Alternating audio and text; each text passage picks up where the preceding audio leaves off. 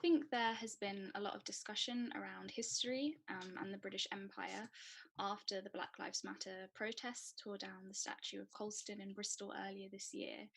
Now, there was a separate discussion earlier this morning on dealing with the question of racism today and how to fight it. But I think ultimately the position of Black people in this country, even the cause for their migration, or in the case of America, the forced migration and forced moving of Black people, is obviously linked with Africa's history. So I think there's two broad questions that we need to ask, and I'm hoping to answer over the course of this session, which is how was Africa plundered and how is it plundered today? Now, within the field of development studies, an important question that often comes up is how is it that Africa is so resource rich, yet materially poor? And in response to the poverty or underdevelopment, perhaps, of Africa, there are a few different replies that you often hear from the right wing. Now, one is that Africa is poor because of something inherent in the people, the way they are, they just cannot seem to move forward or progress, overcome things. Two is that Africa is poor because of corruption, bad governance that infects all of the institutions. And the third one you might hear is Africa is poor because of natural disaster. I think the reality, of course, is this is all the same thing and comes from the same viewpoint. And it's based on it somehow being the fault of the African people and that they must be inferior in some way. Therefore, it can have nothing to do with the direct or indirect involvement of other states. And I'll just start by saying that this is not true. So the beginnings of European and British involvement in Africa come from a period where Britain and subsequently much of Europe was transitioning from feudalism to capitalism. In particular, the beginnings of capitalism allowed for more efficient technology and innovation. Britain's naval expansion was a huge step forward. By control of the seas, Britain and Europe took the first steps towards transforming several parts of Africa and also Asia into economic satellites.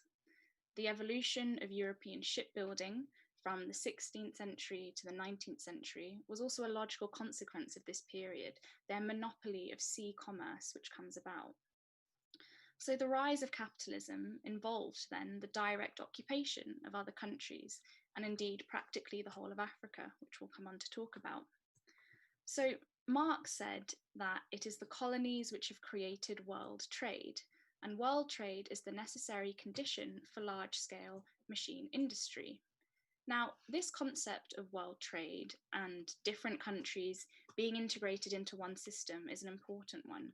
I think that today it's quite hard to imagine life without world trade or indeed a global market, but it didn't always exist. It was erected out of new economic conditions.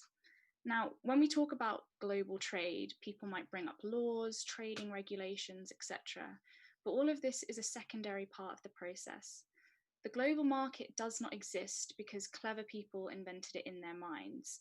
International trading laws were a reflection of what had been born. The only international law that existed in this early period was essentially European law, because it was whatever benefited the interests of the European ruling class, which was then the basis for imperialism and these new strong capitalist states anyway. So for example, particularly during the period of slavery, if the African slave was thrown overboard at sea, the only legal problem that arose was whether or not the slave ship could claim compensation from the insurers. So clearly there was no international law from the point of view of all different states and certainly not Africans. Now, the plunder of Africa does not start with direct colonial rule. It starts earlier. As early as the 1470s, in fact, the Portuguese reached what became known as the Gold Coast, which is Ghana, and they called it the Gold Coast because gold is what they discovered. Eventually, trade in humans as slaves became the most profitable work for both Britain and other European nations. So the slave trade was not only brutal for those who were forced to participate in it, but it was also brutal for the development of the African population as a whole, and it completely decimated it, in fact, and this gave a massive impetus to the development of capitalism. Eventually, slavery came to an end, but the abolition of slavery did not mark the end of the plunder of African people, or indeed the African continent either. Quickly, new needs developed as the Industrial Revolution was in full swing, and there was growing competition between the European imperialist powers. So the Berlin Conference of 1884 resulted in what we now kind of describe and what is known as the Scramble for Africa, in which European powers conquered 40 African countries at a breakneck pace. Now, empires existed before capitalism. Obviously, the Roman Empire is a famous example of this. But this idea of empire and the way it worked took on a new form with capitalism. So what is unique about capitalist imperialism is the domination of finance capital and its tendency towards monopoly. The emerging capitalist class was a class that possessed the means of production and invested in industry and production. And out of industrial capital, you have the emergence of finance capital. Once you have accumulation beyond a certain level, you have these two sides: industrialists who produce goods and the finance capitalists who give capital to the industrialists at a cost, with interests, etc. But this is what allowed Britain and France and Holland and other places the ability to directly occupy territories and move around the world, this domination of finance capital. And this is why Lenin described imperialism as the highest stage of capitalism. In imperialism, Lenin talks about capitalist states needing to have economic spheres of influence. And this is what happened, partially through the Berlin Conference. They literally carved Africa up. All of the borders that they drew were in the interests of European imperialism, ignoring whatever groups and civilizations already existed. By 1914, 90% of Africa had been divided between 7 European countries, with only Liberia and Ethiopia remaining as independent nations. So capitalism's insatiable search for new profits is what led to colonialism. And imperialism today is the highest stage of that. Colonialism did not stop and imperialism started. It is the same system, but one simply developed into the other. Just as slavery transitioned into colonialism, the same racist ideas that were used to justify slavery were then used to justify colonialism. And we see this in the white man's burden and ideas that Africa was full of uncivilized bushmen, or however they described it. As the trade in humans became less profitable, super exploitation of the land, resources, and people became a more attractive prospect for European capitalists. Now, you cannot mark the start of capitalist imperialism with a date. Yes, the Berlin Conference was in 1884, but we can't look at history simply in this way. It's not the case that slavery was ended by some good-natured people. They've come to the conclusion that maybe we shouldn't do this. And then some other bad people decided to come together to divide Africa up a couple of years later. That's not how history works. That's not how society works or develops. Slavery led to colonialism, which leads to imperialism, which brings us to today. And we have to understand that process. And they won't teach you it like that in history. They say it was different people with different ideas, but that's wrong. It was the same system, the same process, and the same logic. And that is how we understand it. Now, although we can't look at specific laws or conventions or conferences as evidence of economic facts, I think we can use it as different points in history that can express the forces that were at play. So the dual mandate, for example, published in 1922, which comes out in defence and speaking about the necessity for new markets, for Britain to expand into the world. In fact, its intended purpose was to open up Africa to the civilized world and at the same time open the African mind to civilization. So there are clearly a lot of racist myths surrounding why colonialism happened. But I would say in some cases, when you go directly to the source, you actually find the truth. And one direct source I want to talk about is Cecil Rhodes. Now, Cecil Rhodes is a major figure from this period who you may have heard of. In fact, his statue sits above a college, I think, a building in Oxford, and was also in the university in Cape Town in South Africa. And there was a huge campaign in South Africa, Rhodes must fall. And indeed, that campaign it is also taking place in Oxford, and there have been a lot of protests around it. This figure, this giant of imperialism that towers above people and towered above the South African people for so long, Now, Cecil Rhodes helped, and he had a company called the British South Africa Company, and they founded the Southern African territory of Rhodesia, which is now Zimbabwe and Zambia. And yes, it was literally named after him, in case that wasn't clear from his name, in 1895. And he also founded the De Beers diamond firm. I spoke earlier about how colonial companies have morphed into the same imperialism that we're seeing today and have morphed into multinationals. That diamond firm that Cecil Rhodes created still exists. It operates in 35 countries, and mining takes place in Botswana, in Namibia, in South Africa. From its inception up until the 21st century, it actually controlled about 80 to 85% of the rough diamond distribution. You know, it had a complete monopoly over that.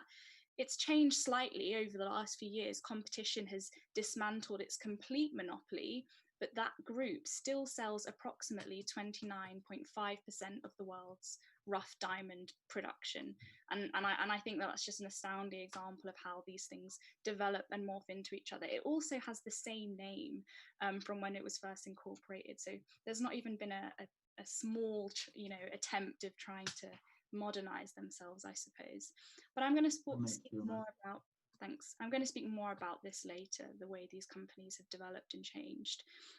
So what is it that why am I using Cecil Rhodes, as an example of, what was the purpose of colonialism? So there's a really great quote that he said that I think really sums this up for us. He said that in order to save the 40 million inhabitants of the United Kingdom from a bloody civil war, our colonial statesmen must acquire new lands for settling the surplus population of this country to provide new markets. The empire, as I have always said, is a bread and butter question. And I think this is a really good summary of how and why the empire came into being. So we can see that the development of European capitalism was part of the same process in which Africa was underdeveloped and was plundered and was super exploited. Another great source, I suppose, on British imperialism in particular and British control of colonialism in Africa is someone called Frederick Lagarde, and he was the Governor General of Nigeria. He had many different titles and controlled many different lands that, frankly, he shouldn't have. In Nigeria, it was from 1914 to 1919. If you look on Wikipedia, he's got the lovely title of Explorer of Africa, which is nice that is his legacy. And he was also the main architect of the dual mandate, which I was talking about earlier. And I think he also explained the purpose, I suppose, of the British Empire and of colonialism really well. So he says, let it be admitted at the outset that European brains, capital, and energy have not been and never will be expended in developing the resources of Africa from motives of pure philanthropy, that Europe is in Africa for the mutual benefit of her own industrial classes. So here, we have it from the horse's mouth. It was not in the interests of philanthropy, despite the way it does try to be twisted even today by the apologists of imperialism and capitalism, that, oh no, we went there to do good things and to build roads and whatnot. It's a complete lie, and we have to point that out. After using slaves as a steroid injection for the birth of capitalism, the emerging industrial revolution needed more resource and more markets, and materials such as copper, cotton, rubber, palm oil, cocoa, diamonds, tea, tin, there's many, many more, were incredibly important, something that European industry was growing more and more dependent on. And so the European ruling class and the British ruling class needed these resources and were willing to go to extreme lengths to acquire them.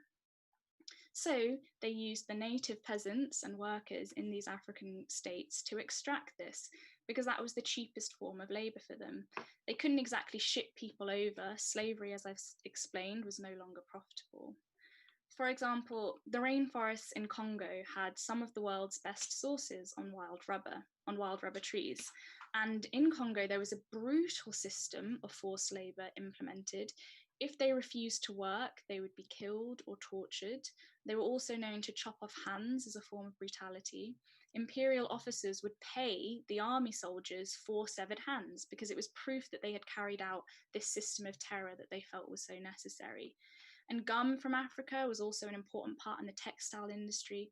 So you can see how these two things are completely completely connected rather, the development of European capitalism and the plunder and exploitation of Africa and its resources.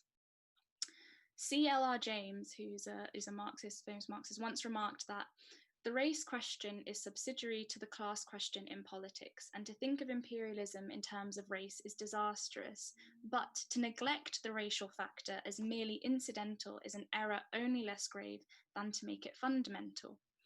And I think what this means is clearly the oppression of Black people we see still today in the West is linked to slavery, is linked to this process, but it is part of the global system, the global capitalist system, which exploited and used African countries with the same ideological defense that they did for slavery as well. So the idea, or myth rather, of Africa being full of uncivilized bushmen is of course a part of this, which I want to address.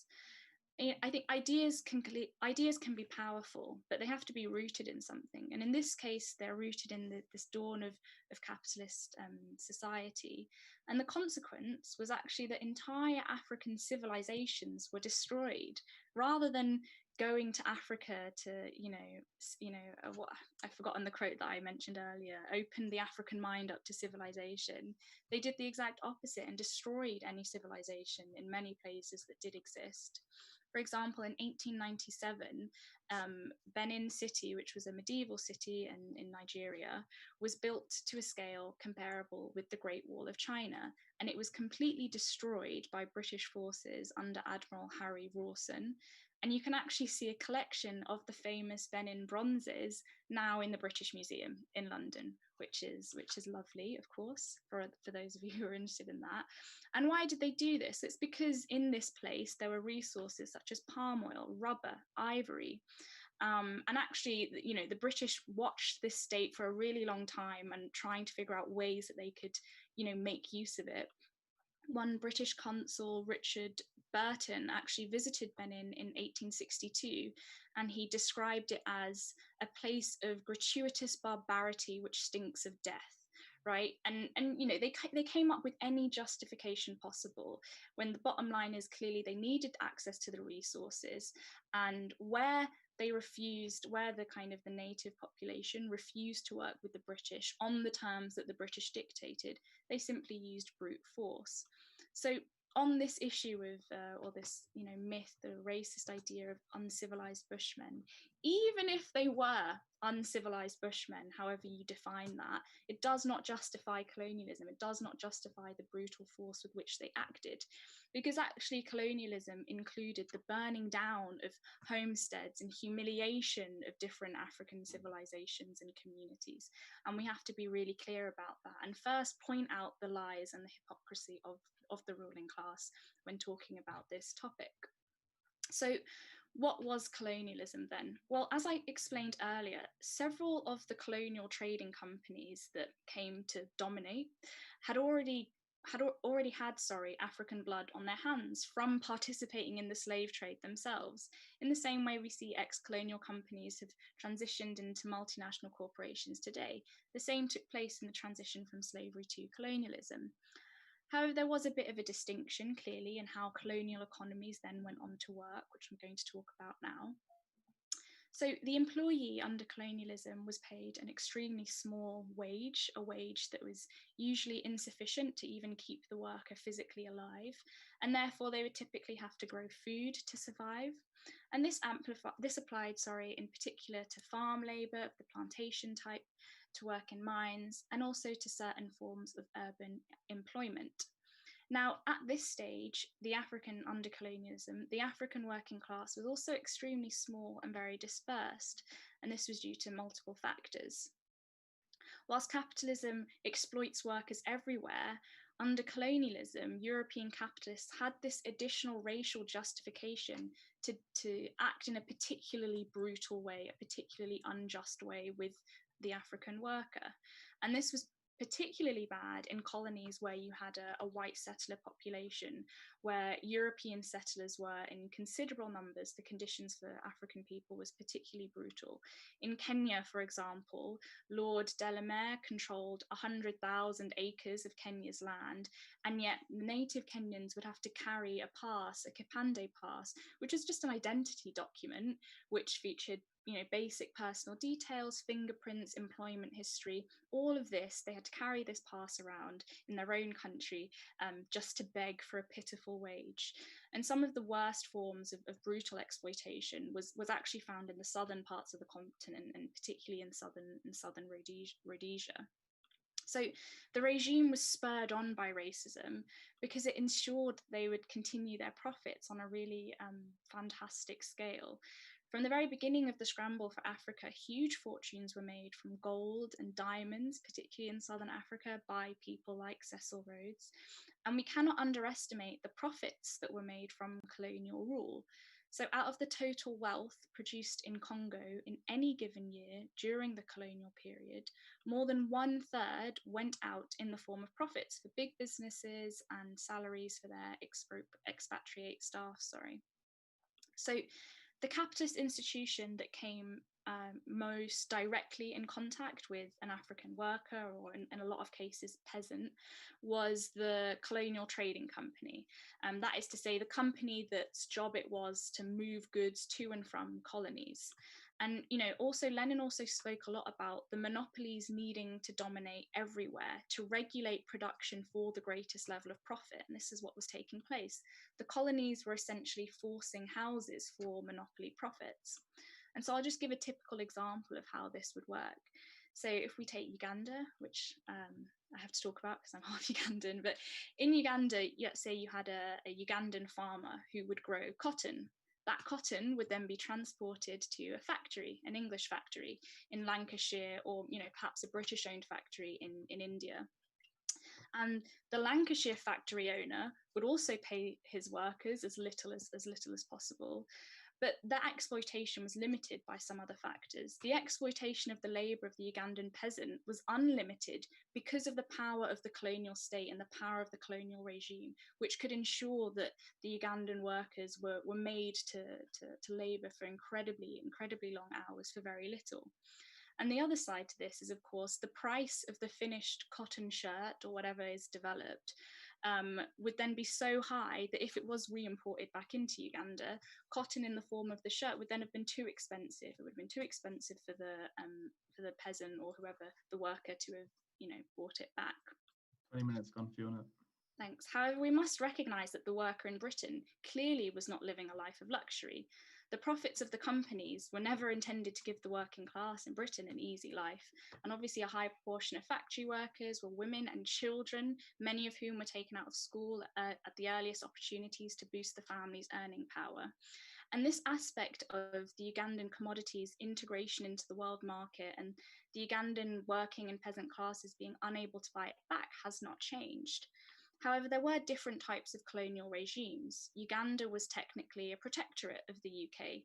The British would export in others to be middlemen and administrate. In other countries, such as Kenya, as I said, you had white settler populations. One of the Kenyan white settlers, Colonel Grogan, put it very bluntly, speaking of the Kikuyu. He said, "We have stolen his land, now we must steal his limbs. Compulsory labour is the corollary of our occupation of the country." So there's a long history of this brutality. As part of the colonization in Namibia, which suffered from German imposition, at first the German presence would negotiate with different tribes, but when this took too long and the fighting started to be focused towards the German regime, the Kaiser Wilhelm actually sent new orders and a new leader to this land, to this region of Southwest Africa. This is a quote from the new leader who was speaking about the people that had basically focused their violence towards the Germans. He says, "The Herero people will have to leave the country. If they refuse, I will force them with cannons to do so. Within the German boundaries, every Herero, with or without firearms, with or without cattle, will be shot, and I won't accommodate women and children anymore. I shall drive them back to their people, or I shall give the order to shoot them." And thousands of men and women were taken from their homes and shot, and those who escaped were trapped in wastelands without food or water, and they poisoned the wells. I'm just sharing this to show that everywhere you look in the colonial regime, you see brutality. And we have to remember these crimes of colonialism and imperialism. Any and all uprisings against the colonial regime were viciously repressed. But colonialism did come to an end at a certain point. From Ghana all the way to South Africa, we saw incredible movements, incredible revolutions against these brutal regimes. The ruling class at a certain point had no choice but to abandon direct colonial rule. And I think this is one of the greatest processes in human history. However, we must ask ourselves, what did those revolutions achieve? And I don't think there's a blanket approach necessarily to be had here. And I cannot, as a disclaimer, speak about the ins and outs of every African country and their process of decolonization, because there were differences. Some movements attempted to overthrow capitalism and tried to plan the economy in a socialist direction. Some of these were viciously crushed, overthrown, and suffered from foreign imperialist coups. Burkina Faso is a good example. But some survived, like in Zimbabwe, which I want to talk about a bit now. The colony of the then Southern Rhodesia was ruled by a tightly knit white community of fewer than 250,000 people, but the Black population was 5 million. Now, the path to independence in the Southern African states was more difficult because of this white settler population, which obviously was hostile to the idea of Black majority rule. And there are many guerrilla movements that developed in these places, in these colonial countries, and they were attracted to the Russian and Chinese models as well. But eventually the independence of Zimbabwe was achieved via struggle, but the leaders of the guerrilla movement entered into an agreement brokered by the British government known as the Lancaster House Agreement. And this agreement included a 10-year lock on the land issue, which means that no land was to be expropriated and redistributed for 10 years. Now, this is a failure of the movement, of the revolution. By refusing to solve the land question, the leadership was refusing to solve a fundamental aspect of the colonial regime, which oppressed and exploited the masses. And this problem is what Trotsky took up with his theory of the permanent revolution. The theory holds that in economically backward nations, the bourgeoisie are tied hand and foot to foreign imperialist interests and have no national bourgeois interest of their own. For this reason, this class cannot carry out a bourgeois democratic revolution, the likes of which took place in France in 1789, because the rights to national independence, free and fair elections, and so on directly contradict its interests as an agent of foreign imperialism. To win these basic democratic rights, the working class can rely on only themselves and their power to transform society through proletarian revolution and a struggle for socialism. And this is based on real events. It was not an abstract theory of Trotsky's that he just thought up one day. This is what the Russian Revolution found itself come up against in 1917 and overcame. And this is something that countless movements in Africa found themselves up against, and due to a number of different factors, were unable to overcome. And so, despite these great movements and great colonial revolutions, after decolonization, many of these countries still find themselves trapped in poverty. The colonies suffered from economies that were not diversified, right? This makes productivity quite difficult. The prohibition of manufacturing industries was a key element of colonial rule and colonial policy. Colonialism essentially restructured their economies for high bulk, low value exportation of commodities. And this lays the groundwork for future structural imbalance. Under capitalism, of course, this wouldn't be the case under socialism. And so between 1945 and 1965, almost all European African colonies, except Angola and Mozambique, regained their independence. And the war was a pivotal part of this process. You also saw the rise of African nationalism, which was growing. And there was also the increased brutality of the war that was forcing production of cash crops on a much higher scale. And actually those harsh conditions caused by the war led to the rise in trade unions being created in many countries. In fact, there was a general strike in Nigeria in 1945 that included railway, postal, and other government workers, which almost paralyzed the colonial regime. You also had the US supporting decolonization because it would open up the colonies to free trade, right? Essentially, while British and European imperialism was declining, American imperialism was rising. They wanted a piece of the pie. So the World Bank was set up in 1944, just at the beginning of this decolonized process. And since then, the World Bank and the IMF have been responsible for advising and supposedly helping African states overcome debt and poverty.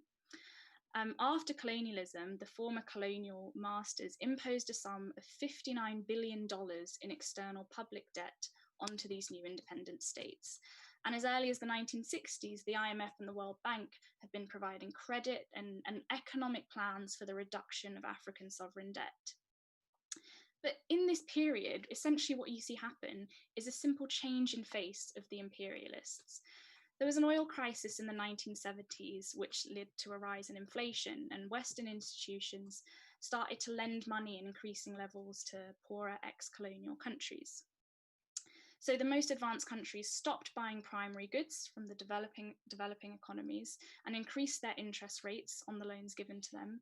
And this meant that the developing countries were forced to take out further loans with particular conditions, and they were called structural adjustment programs, which in a nutshell was privatization.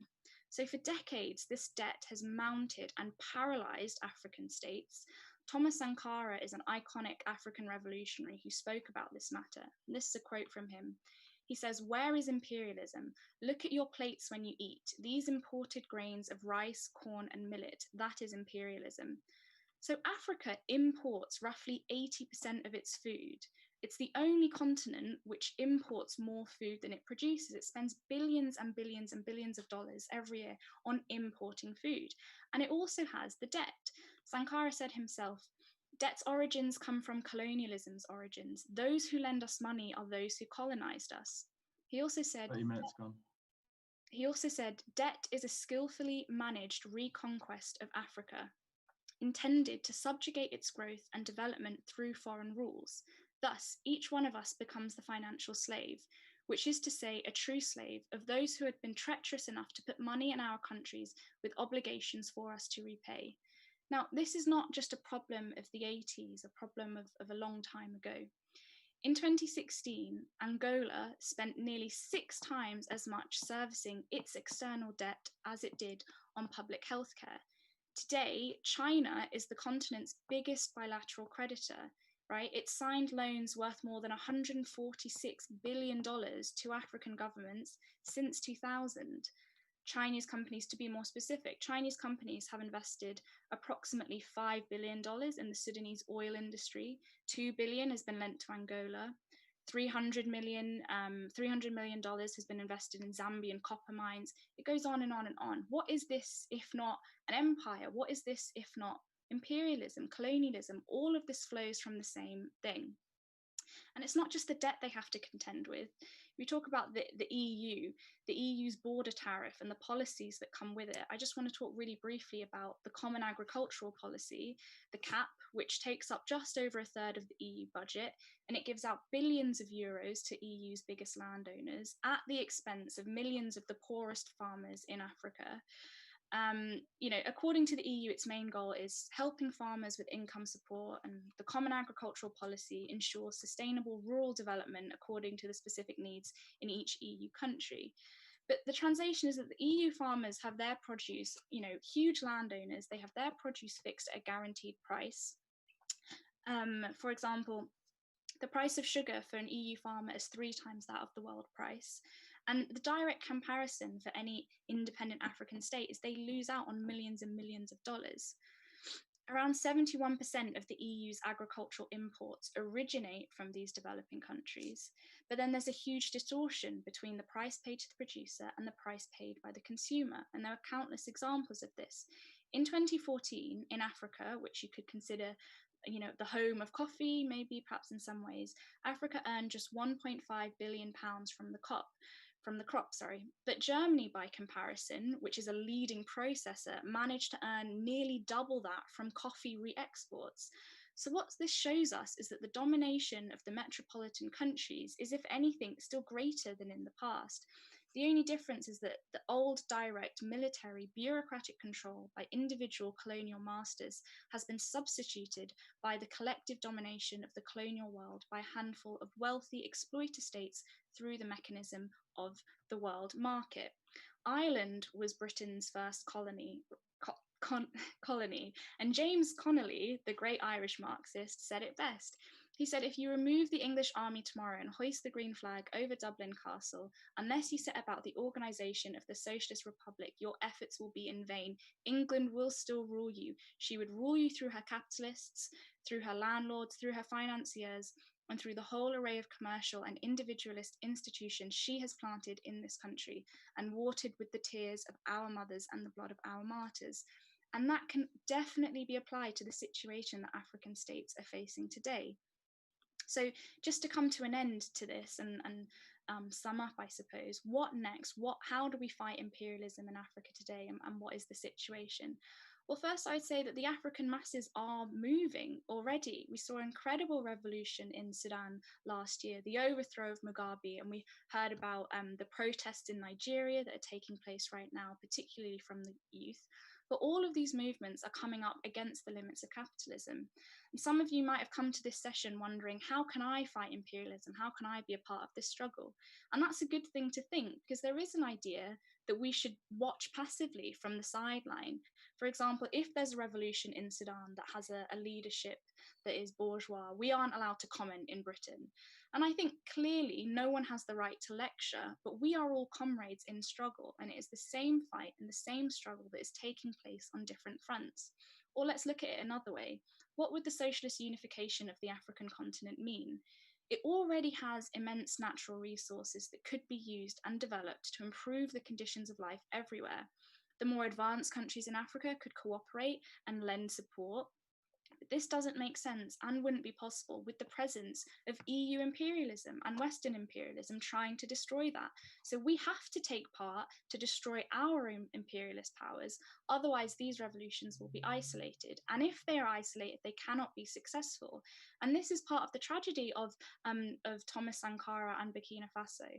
Britain is a key imperialist power in the world, and we can overthrow it. It is literally on our doorstep. If we took over the banks here, we could have a massive weapon against imperialism on the global stage. So the working class today in Africa is bigger and stronger than it has ever been, and it is using class struggle as its weapon. In Zimbabwe, as part of the overthrow of Mugabe, there was a powerful general strike, and we have to amplify and pay attention to that. We saw the same thing in Sudan, that incredible revolution that was spurred on by a general strike. And this is a powerful thing that can spread. You can bet that once the fire of revolution is sparked in one country, it will spread throughout the continent. In fact, the movement in Zimbabwe had a huge impact on Uganda and worried the Ugandan ruling class. And Museveni immediately started to raise the wages of the police and different forces in Uganda because he was worried about the impact that the masses in Zimbabwe could have. But I would say Mugabe, okay, he's gone. Museveni's, all these people represent an old, dying layer of the independence movement who once commanded respect, is particularly from the youth, but this has slowly, and they have slowly unveiled themselves to be equally reprehensible criminals who are also upholding a system of exploitation. And this is a reflection of the crisis of capitalism and the legacy of British imperialism and colonialism. There is a burning unrest amongst the masses that is bound to express itself soon. And just to finish, I would say that we will see these anti-colonial revolutions return on a higher scale that will finally rid Africa of the stranglehold of imperialism and of capitalism, and that will be part of the worldwide international socialist revolution. Thank you.